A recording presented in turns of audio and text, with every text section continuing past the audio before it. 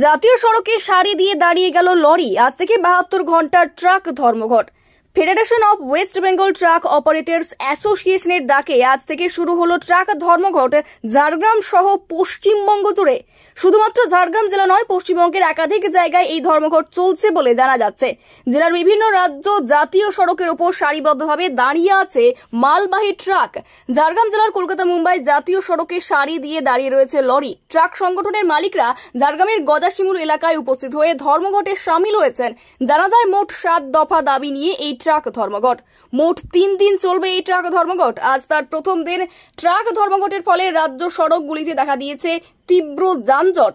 সংগঠনের দাবি, টানা 3 দিনের ট্রাক ধর্মঘটের প্রচার আগে থেকেই করা হয়েছে। মূলত 7টি দাবিতে এই ধর্মঘট বলে জানা গিয়েছে।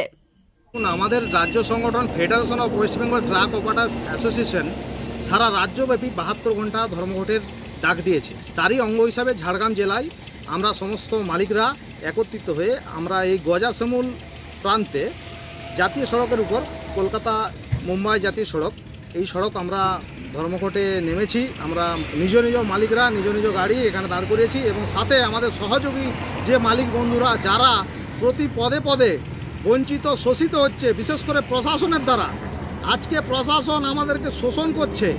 আজকে ঝাড়গ্রাম জেলার প্রতিটি প্রান্তে ওভারলোড যেভাবে বাড়বাড়ন্ত আপনারা দেখতে পাচ্ছেন, জাতীয় সড়ক বসে যাচ্ছে, এতটাই মাল নিয়ে যাচ্ছে, অথচ প্রশাসন দেখছে না।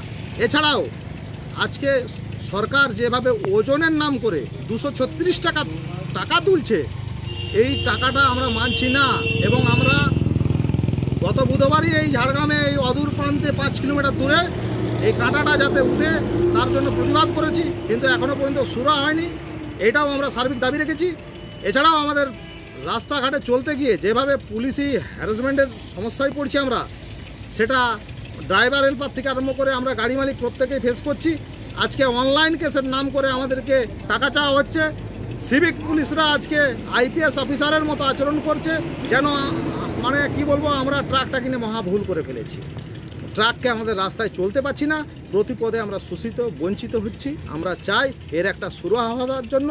এই জন্য আমাদের সারা রাজ্যব্যাপী প্রতি জেলায় আজকে আলিপুরদুয়ার, কোচবিহার, ঝাড়গ্রাম, শিলিগুড়ি, মালদা, মুর্শিদাবাদ এমন কোনো জেলা নেই যেখানে আমরা আমাদের সাথী বন্ধুরা এই রাস্তায় নামেনি। তারই অঙ্গ হিসাবে আমরা এই ঝাড়গ্রাম জেলাতেও এখানে রাস্তায় নেমেছি এবং আমরা ধর্মঘটকে সমর্থন করছি। রাজ্য যুগে এই মুহূর্তে প্রায় 50,000 ট্রাক প্রতি জেলাতে ধরলে বিভিন্ন প্রান্তে দাঁড়িয়ে আছে, প্রায় 50,000-এর কাছাকাছি ট্রাক।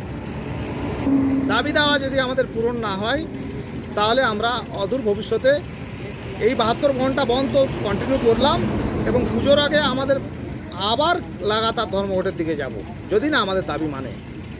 প্রদীপ মণ্ডল, সম্পাদক, পশ্চিম Medinipur district truck operators welfare association.